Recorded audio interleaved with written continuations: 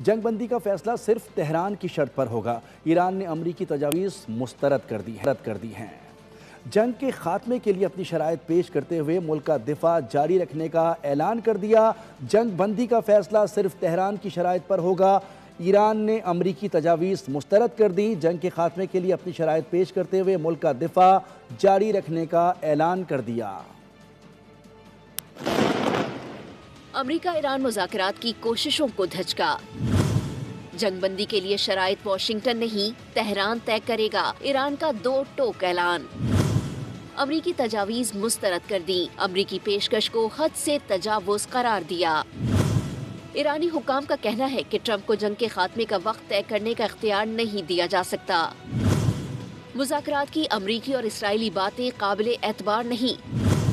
ہم پر 9 ماہ میں 2 مرتبہ مذاکرات کے دوران حملہ کیا گیا۔ ایران کے خلاف جارحیت کے بعد اب کوئی بھی امریکی سفارتکاری پر اعتماد نہیں کر سکتا۔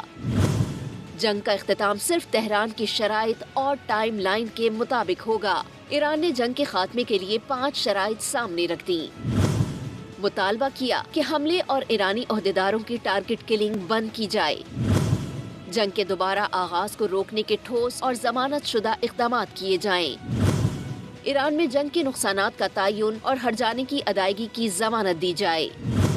ایران کے خلاف جارحیت اور خطے میں دیگر مزاحمتی گروپوں کے خلاف جنگ روکی جائے۔ آبنائے ہرمز پر ایران کی خود مختاری کو تسلیم کیا جائے۔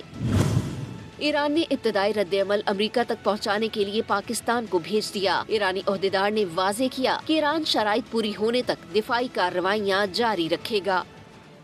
ایران اپنا جوہری پروگرام مکمل طور پر ختم